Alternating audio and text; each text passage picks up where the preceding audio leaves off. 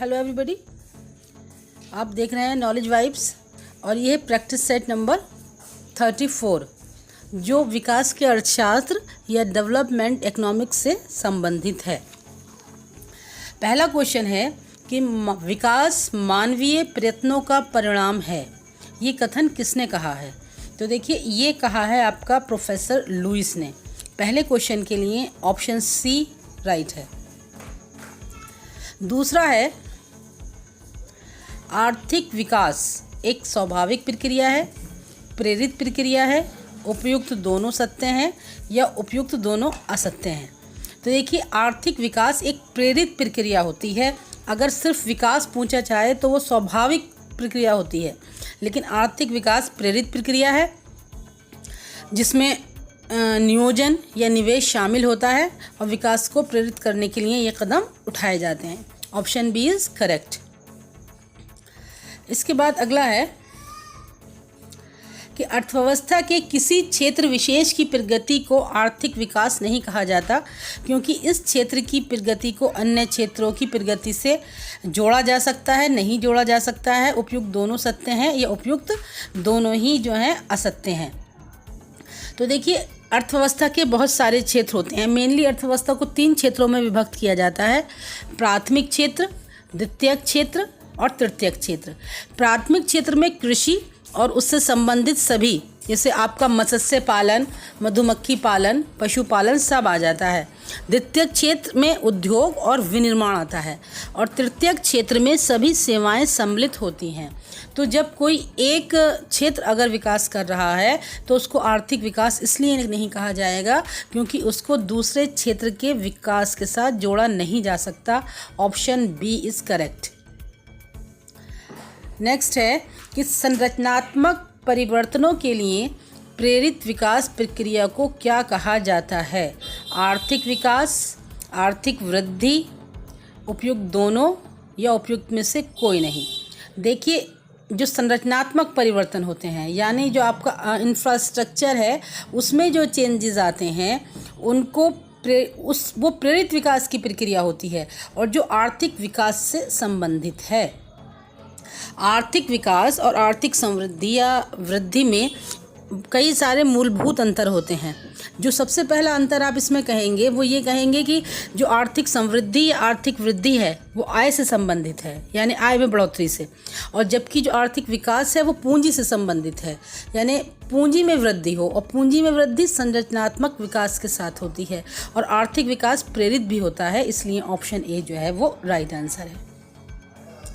इसके बाद अगला है कि विकास स्थिर स्थिति में होने वाला वो असंगत और स्वाभाविक परिवर्तन है जो वर्तमान संतुलन की अवस्था को हमेशा के लिए बदल देता है।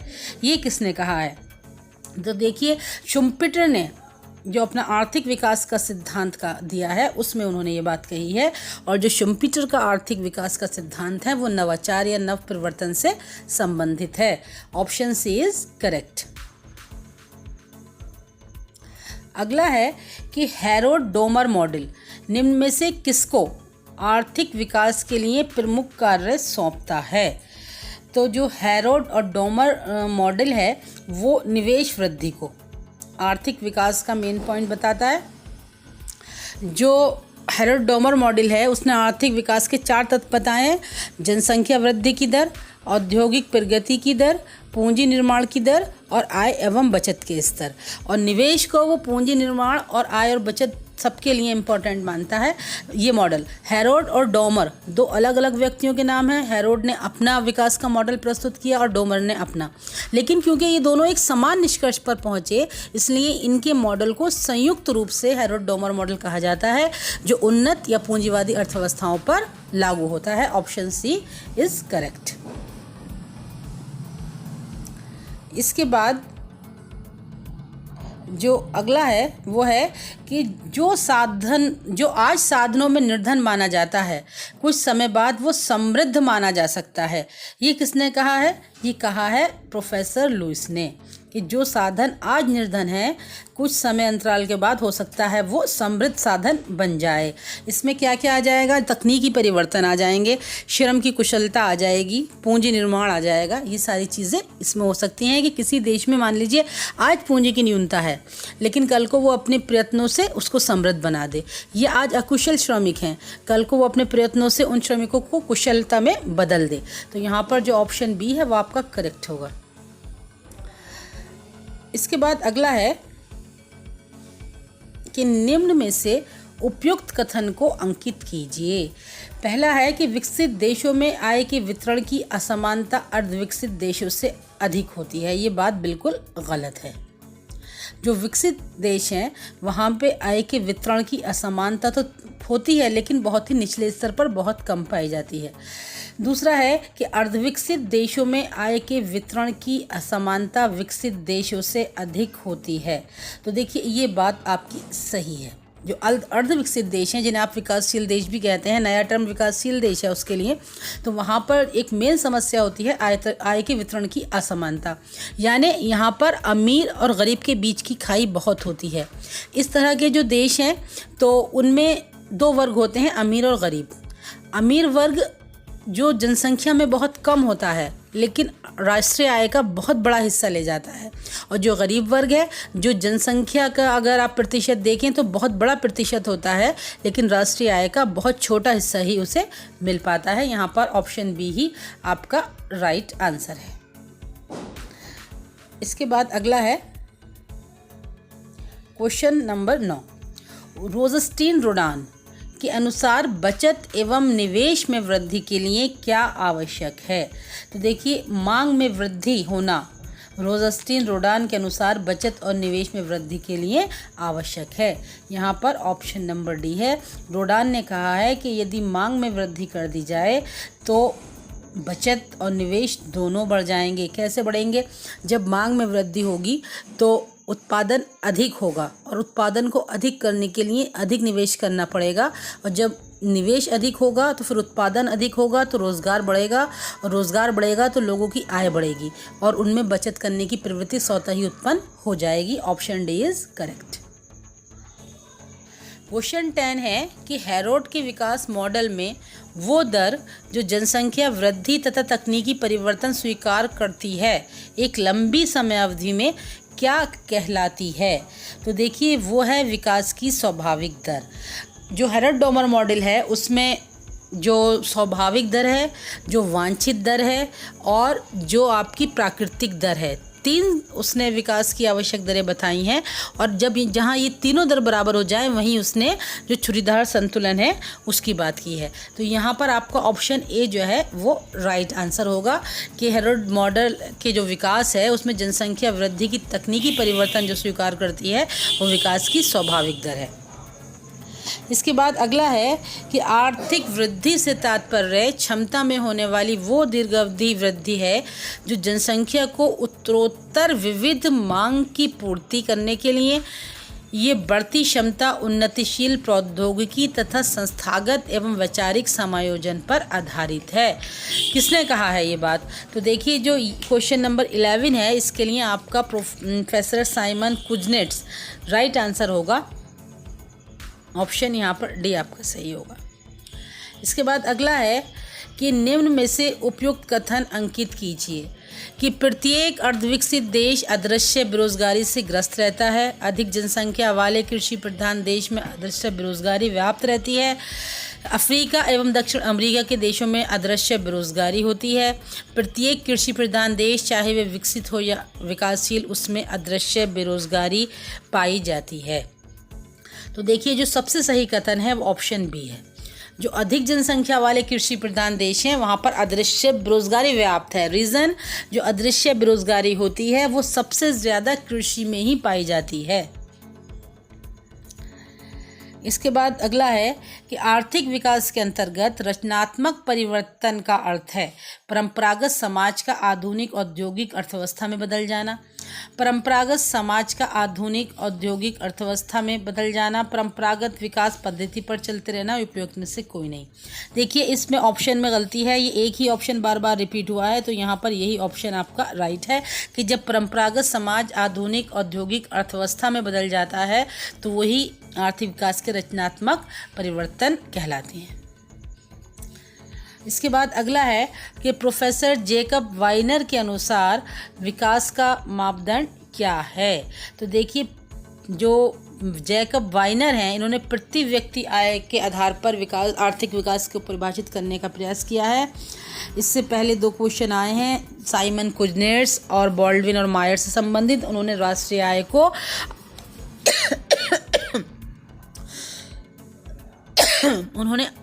आय को आर्थिक विकास का सूचक माना है। अगला है कि the theory of economic growth किसने लिखी है। तो देखिए the theory of economic growth जो है वो लिखी है W.A. लुईस ने। इसके बाद अगला क्वेश्चन है कि अल्पविकसित देशों में निम्न क्षेत्र में आय की अधिक असमानताएं पाई जाती हैं।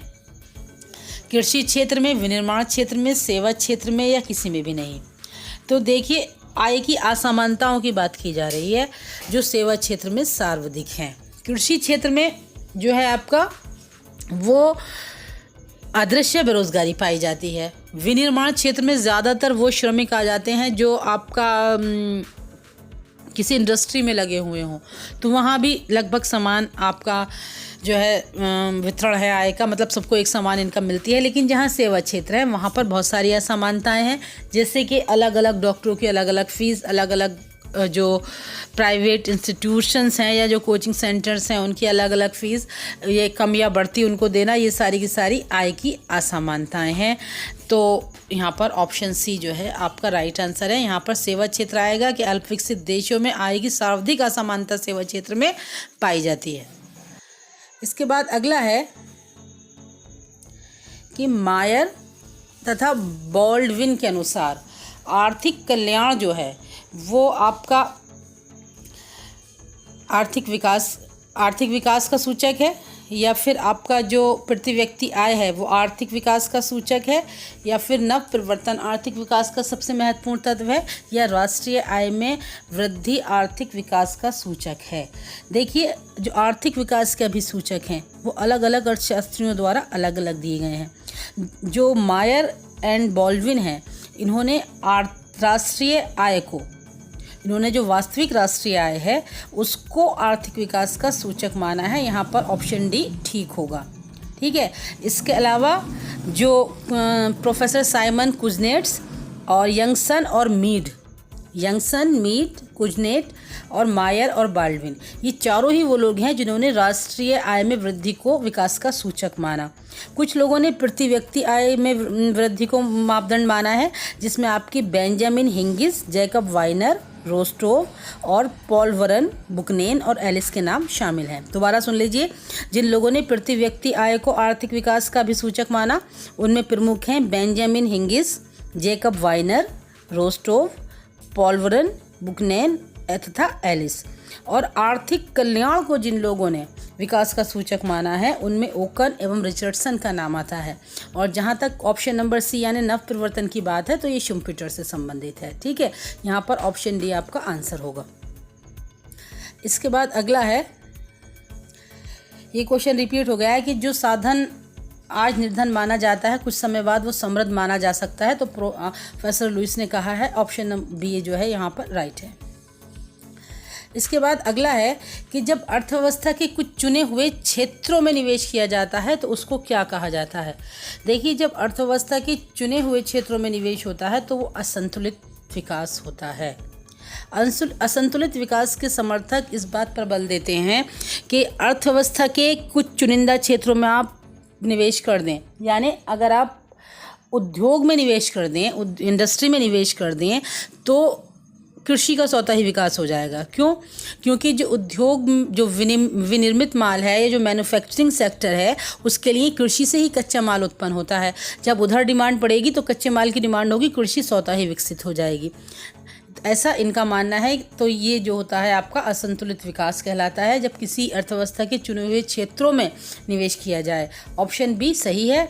इसके बाद अगला क्वेश्चन है कि लेविस ने पूंजी निर्माण का निर्धारक तत्व किसको माना है? तो देखिए, जो लेविस हैं उन्होंने पूंजी निर्माण का जो निर्धारक तत्व माना है वो बैंक और पूंजी बचत दोनों को ही माना है। ऑप्शन सी यहाँ पर सही आंसर है।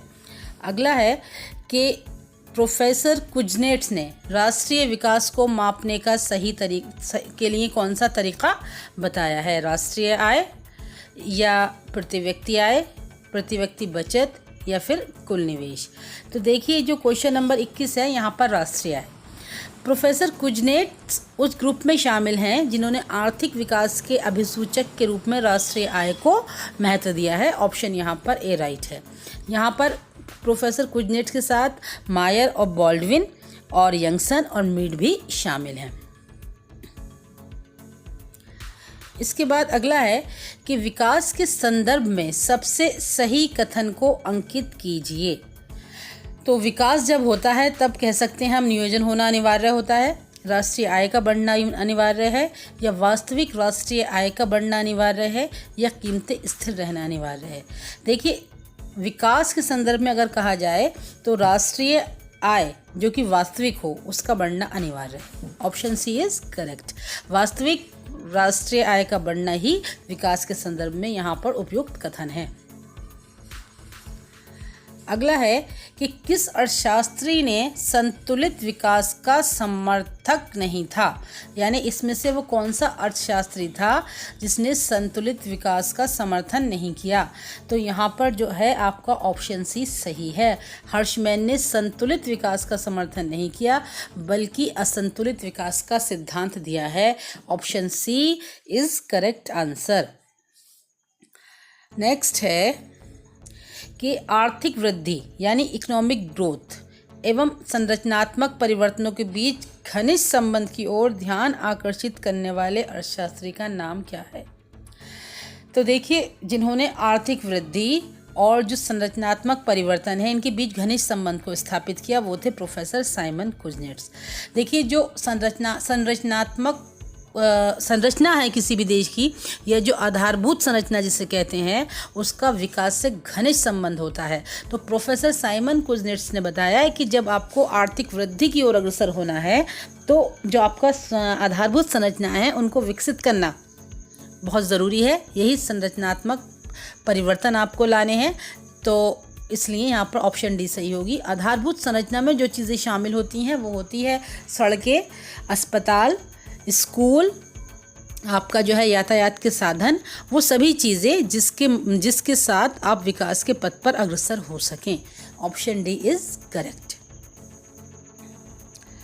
अगला है कि निम्नलिखित में से उपयुक्त को अंकित कीजिए।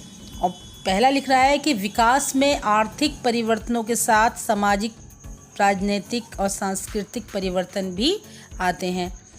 दूसरा है कि आर्थिक वृद्धि में आर्थिक परिवर्तन के साथ सामाजिक, राजनीतिक और सांस्कृतिक परिवर्तन भी आते हैं। तीसरा है विकास का आर्थिक परिवर्तनों से कोई संबंध नहीं होता। तो देखिए, जो सही कथन है वो है आपका ऑप्शन ए। विकास में आर्थिक परिवर्तनों के साथ सामाजिक, राजनीतिक और सांस्कृतिक परिवर्तन भी आते हैं। यहाँ पर ऑप्शन ए राइट है। ठीक है। और देखिए, नीचे आर्थिक वृद्धि लिख रहा है। देखिए, आर्थिक वृद्धि में जो सामाजिक, राजनीतिक, सांस्कृतिक परिवर्तन है वो शामिल नहीं होते हैं। अर्थव्यवस्था में सिर्फ भौतिक जो वृद्धि होती है, यानी जो मात्रात्मक वृद्धि होती है, वो आर्थिक वृद्धि में शामिल होती है। लेकिन जब आप विकास की बात करते हैं तो यहाँ पर मात्रात्मक और गुणात्मक दोनों वृद्धियाँ शामिल होनी चाहिए। ठीक है। तो ऑप्शन ए यहाँ पर राइट आंसर होगा कि विकास में सामाजिक, राजनीतिक और आर्थिक परिवर्तन आते हैं। ठीक है। आपका जो है मात्रात्मक परिवर्तन में आप राष्ट्रीय आय को ले सकते हैं, प्रति व्यक्ति आय को ले सकते हैं, लेकिन जो ये सामाजिक राजनीतिक और सांस्कृतिक परिवर्तन है, ये गुणात्मक परिवर्तनों का हिस्सा है। तो आर्थिक विकास में गुणात्मक और मात्रात्मक दोनों परिवर्तन शामिल होंगे, जबकि आर्थिक समृद्धि या वृद्धि में केवल मात्रात्मक परिवर्तन शामिल होंगे, क्योंकि वो आय से संबंधित धारणा है। इसके बाद अगला है कि विकास के संदर्भ में सबसे सही कथन को अंकित कीजिए। तो यहाँ पर ऑप्शन जो सी है आपका वो राइट आंसर होगा कि विकास के संबंध में जब वास्तविक राष्ट्रीय आय बढ़ती है तो उसको ही हम आर्थिक विकास कहते हैं। इसके बाद जो अगला क्वेश्चन है वो होगा आपका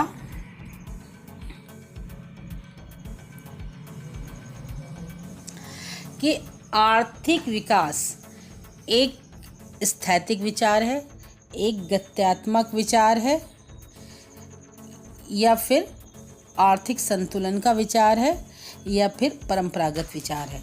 देखिए, जो आर्थिक विकास है वो एक गत्यात्मक विचार होता है, समझ गए, ये प्रावैगिक है, जबकि आर्थिक समृद्धि एक स्थैतिक विचार है। ठीक है, आर्थिक विकास की बात की जा रही है तो ऑप्शन बी आएगा, और यहाँ पर अगर आर्थिक समृद्धि पूछी जाती तो वो एक स्थैतिक विचार होता, ऑप्शन नंबर ए होता। ठीक है, इसका ऑप्शन बी है। इसके बाद अगला है कि जो आर्थिक विकास में अन्य क्या शामिल रहता है। तो यहाँ पर बात आर्थिक विकास की जा रही है, तो कीमत स्थिरता, पूर्ण रोजगार, समान आय वितरण या सामाजिक परिवर्तन। तो देखिए, जो आर्थिक विकास है उसमें जो है आपका सामाजिक परिवर्तन शामिल रहता है। ठीक है, यहाँ पर ऑप्शन डी जो है आपका वो राइट आंसर होगा। पहले भी मैंने बताया है अभी कि जो आर्थिक विकास होता है उसमें मात्रात्मक के साथ गुणात्मक परिवर्तन भी शामिल होते हैं, और जो सामाजिक परिवर्तन है वो गुणात्मक परिवर्तन है। तो ऑप्शन डी यहाँ पर आपका राइट आंसर होगा।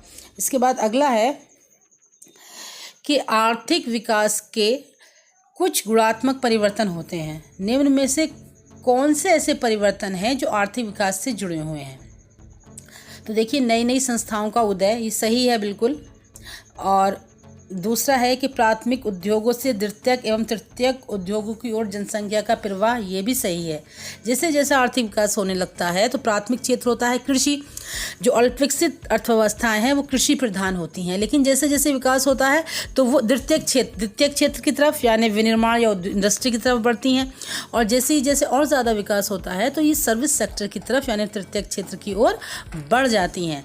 और तीसरा है शहरीकरण, जैसे जैसे लोगों के पास पैसा आता है वो गांवों से शहर की तरफ रोज़गार की तलाश में बढ़ते हैं, और गांवों से शहरों तक जाने के लिए जो मेन रीज़न रहता है वो रहता है इनकी सड़कें या इनका आधारभूत संरचना। शहर में कितना भी विकास हो, अगर गांव उनसे ना जुड़ें, जो आपके अर्थव्यवस्था की आधारभूत संरचना है वो स्ट्रॉन्ग ना हो, तो शहरीकरण संभव ही ना होगा। इसलिए ऑप्शन सी भी ठीक है। तो यहाँ पर इसके अकॉर्डिंग ऑप्शन हो जाएगा डी, राइट आंसर 29 का डी। इसके बाद अगला है कि विकास को परिभाषित करने के लिए वास्तविक यानी रियल शब्द का प्रयोग इसलिए किया जाता है क्योंकि प्रत्येक वर्ष जीएनपी का अनुमान चालू कीमतों पर किया जाता है। वास्तविक जीएनपी कीमतों में उच्चावचनों के प्रभावों को शामिल नहीं किया जाता है। वास्तविक जीएनपी का अनुमान लगाना सरल है या उपयुक्त में से कोई नहीं। देखिए, विकास को परिभाषित करने के लिए जो रियल जीएनपी है उसी को गिना जाता है। यहाँ पर जो है आपका बी ऑप्शन राइट होगा। रीज़न ये है कि जो ये होती है वास्तविक जीएनपी, ये स्थिर कीमतों पर गिनी जाती है, और यहाँ पर जो फ्लक्चुएशन है उनको शामिल नहीं किया जाता। अब जो स्थिर कीमतें हैं या आधार वर्ष की कीमतें हैं, वो कैसे आधार वर्ष चुना जाता है, तो जिस वर्ष की आप जीएनपी गणना, जैसे इस वक्त आधार वर्ष 11-12 है, तो आसपास के सालों में जो ऐसा साल निकले, ऐसा वित्तीय वर्ष निकले, ऐसा फाइनेंशियल ईयर निकले जिसमें ना बहुत ज़्यादा इन्फ्लेशन रहा हो ना बहुत ज़्यादा डिप्रेशन रहा हो, ठीक ठाक सा वो साल निकले, तो उसको आधार वर्ष के रूप में चुना जाता है। उसी के आधार पर वास्तविक जीएनपी जो होता है वो निकाला जाता है, और ये विकास की परिभाषित करने के लिए सही होता है। ऑप्शन बी सही है। इसके बाद अगला है कि विभिन्न देशों के आर्थिक विकास की आपस में तुलना करना कठिन है। क्यों? क्योंकि अनुभव सिद्ध तथ्यों का अभाव होता है। ये राइट बात है कि जो तथ्य हैं अनुभव सिद्ध, उनका अभाव रहता है। दूसरा है जो कॉमन डिनोमिनेटर हैं या सामान्य सूचक हैं उनका भी अभाव होता है। ठीक है, क्योंकि अर्धविकसित देश होते हैं सारा डाटा इतने संभाल कर नहीं बना पाते और ना ही रख पाते हैं। और तीसरा है भिन्न भिन्न देशों में भिन्न भिन्न वस्तुओं के समान भार नहीं दिया जाता, ये भी सही है।